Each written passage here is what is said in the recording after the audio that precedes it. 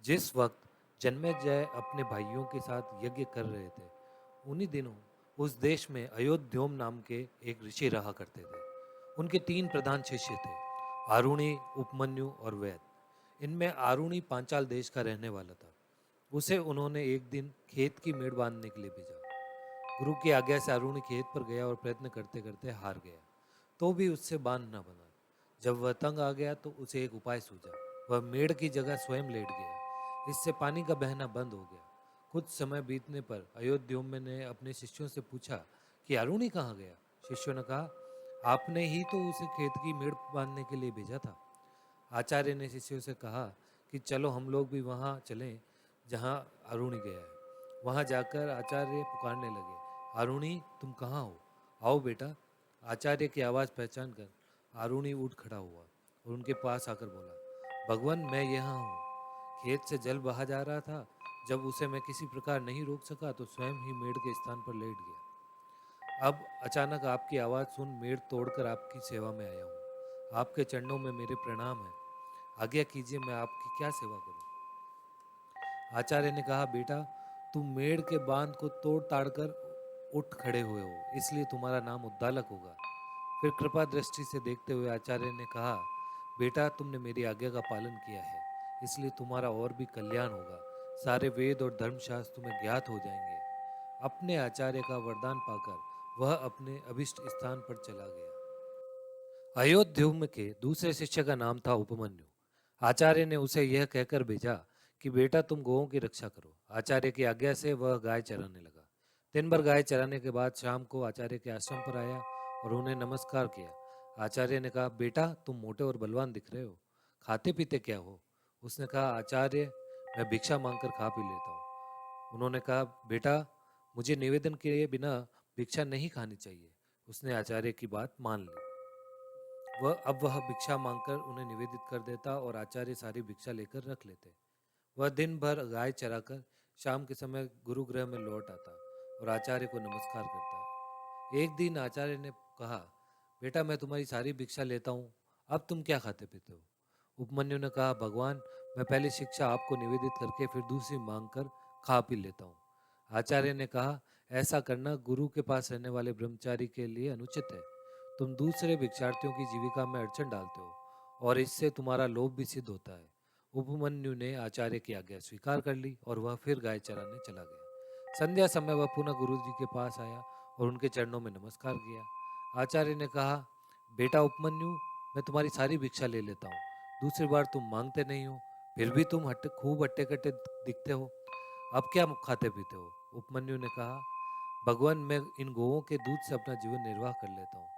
आचार्य ने कहा, बेटा मेरी आज्ञा के बिना गौओं का दूध पी लेना उचित नहीं है। उसने उनकी वह आज्ञा भी स्वीकार की और फिर गोएं चराकर शाम को उनकी सेवा में उपस्थित होकर नमस्कार किया। आचार्य ने पूछा, बेटा तुमने मेरी आज्ञा से भिक्षा की तो बात ही कौन, दूध पीना भी छोड़ दिया, फिर क्या खाते पीते हो। उपमन्यु ने कहा, भगवान ये बछड़े अपनी माँ की थन से जो दूध पीते हैं समय फैन उगल देते हैं, मैं वही पी लेता हूँ। आचार्य ने कहा, राम राम, ये दयालु बछड़े तुम पर कृपा करके बहुत सा फैन उगल देते होंगे। इस प्रकार तो तुम इनकी जीविका में अड़चन डालते हो, तुम्हें वह भी नहीं पीना चाहिए। उसने आचार्य की आज्ञा शिरोधार्य की। अब खाने पीने के सभी दरवाजे बंद हो जाने के कारण भूख से व्याकुल होकर उसने एक दिन आग के पत्ते खा लिए। उन खारे तीते कड़वे रूखे और पचने पर तीक्ष्ण रस पैदा करने वाले पत्तों को खाकर वह अपनी आंख की ज्योति खो बैठा। अंधा होकर वन में भटकता रहा और एक कुएं में गिर पड़ा। सूर्यास्त हो गया परंतु उपमन्यु आचार्य के आश्रम पर नहीं आया। आचार्य ने शिष्यों से पूछा, उपमन्यु नहीं आया। शिष्यों ने कहा, भगवान वह तो गाय चराने गया है।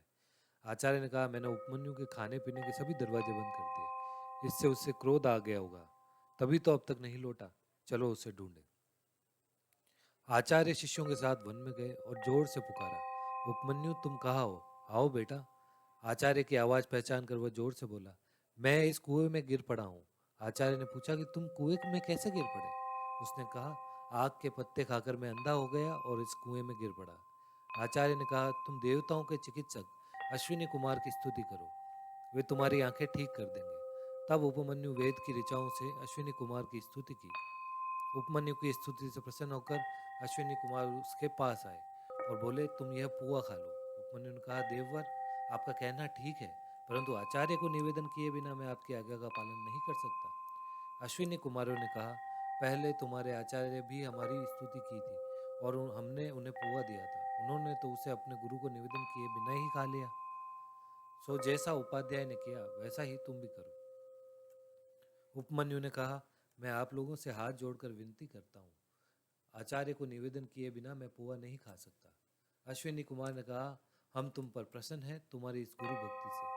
तुम्हारे दांत सोने के हो जाएंगे, तुम्हारी आंखें ठीक हो जाएगी और तुम्हारा सब प्रकार कल्याण होगा। अश्विनी कुमारों की आज्ञा के अनुसार उपमन्यु आचार्य के पास आया और सब घटना सुनाई। आचार्य ने प्रसन्न होकर कहा, अश्विनी कुमार के कथनानुसार तुम्हारा कल्याण होगा और सारे वेद और सारे धर्मशास्त्र तुम्हारी बुद्धि में अपने आप ही स्फुरित हो जाएंगे। अयोध्या के तीसरा शिष्य था वैद। आचार्य ने उससे कहा, बेटा तुम कुछ दिनों तक मेरे घर रहो, सेवा शुश्रूषा करो, तुम्हारा कल्याण होगा। वैद ने बहुत दिनों तक गुरु के पास रहकर सेवा की। आचार्य प्रतिदिन उस पर बैल की तरह भार लाद देते और वह गर्मी सर्दी भूख प्यास का दुख सहकर उनकी सेवा करता, कभी उनकी आज्ञा के विपरीत न चलता। बहुत दिनों में आचार्य प्रसन्न हुए और उन्होंने उसके कल्याण और सर्वज्ञता का वर दिया। ब्रह्मचार्य से लौटकर वह गृहस्थाश्रम में आया। वैद के भी 3 शिष्य थे, परंतु वे उन्हें कभी किसी काम या गुरु सेवा का आदेश नहीं करते थे।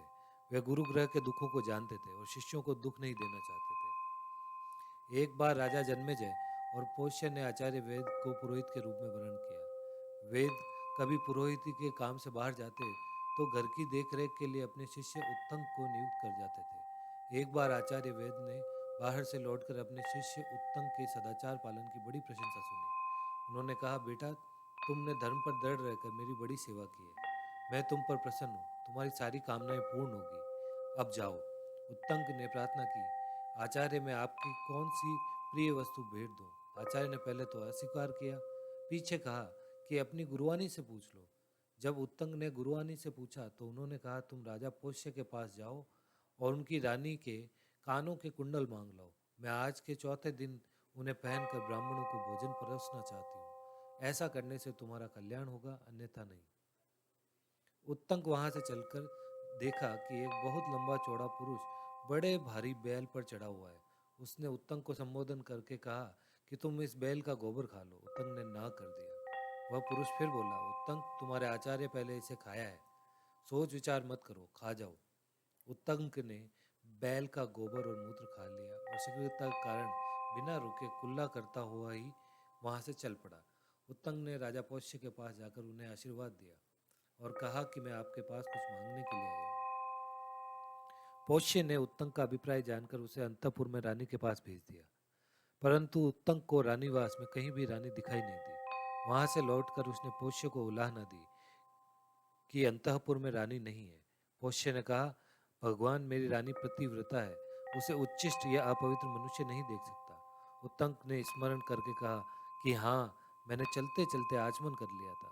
पोष्य ने कहा, ठीक है, चलते चलते आचमन करना निषिद्ध है, इसलिए आप झूठे हैं। अब उत्तंक ने पूर्वाभिमुख होकर बैठकर हाथ पैर मुंह धोकर शब्द फैन और उष्णता से रहित एवं हृदय तक पहुंचने योग्य जल से 3 बार आचमन किया और 2 बार मुंह धोया। इस बार अंतःपुर में जाने पर रानी दीख पड़ी और उसने उत्तंक को सत्पात्र समझकर अपने कुंडल दे दिए। साथ ही यह कहकर सावधान भी कर दिया कि नागराज तक्षक ये कुंडल चाहता है, कहीं तुम्हारी असावधानी से लाभ उठाकर वह ले न जाए। मार्ग में चलते समय उत्तंक ने देखा कि उसके पीछे पीछे एक नग क्षपणक चल रहा है, कभी प्रकट होता है, कभी छिप जाता है। एक बार उत्तंक ने कुंडल रख कर जल लेने की चेष्टा की, इतने में ही वह क्षपणक लेकर अदृश्य हो गया। नागराज तक्षक ही उस वेश में आया था। उत्तंक ने इंद्र के वज्र की सहायता से नागलोक तक उसका पीछा किया। अंत में भयभीत होकर तक्षक ने उसे कुंडल दे दिए। उत्तंक ठीक समय पर अपनी गुरुवानी के पास पहुंचा और उन्हें कुंडल देकर आशीर्वाद प्राप्त किया। अब आचार्य से आज्ञा प्राप्त करके उत्तंक हस्तिनापुर आया। वह तक्षक पर अत्यंत क्रोधित था और उससे बदला लेना चाहता था। उस समय तक हस्तिनापुर के सम्राट जन्मेजय तक्षशिला पर विजय प्राप्त करके लौट चुके थे। उत्तंक ने कहा, राजन, तक्षक ने आपके पिता को डसा है, आप उससे बदला लेने के लिए यज्ञ कीजिए। काश्यप आपके पिता की रक्षा करने के लिए आ रहे थे, परंतु उन्हें उसने लौटा दिया। अब आप सर्प सत्र कीजिए और उसकी प्रज्वलित अग्नि में उस पापी को जलाकर भस्म कर डालिए। उस दुरात्मा ने मेरा भी कम अनिष्ट नहीं किया है। आप सर्प सत्र करेंगे तो आपके पिता की मृत्यु का बदला चुकेगा और मुझे भी प्रसन्नता होगी।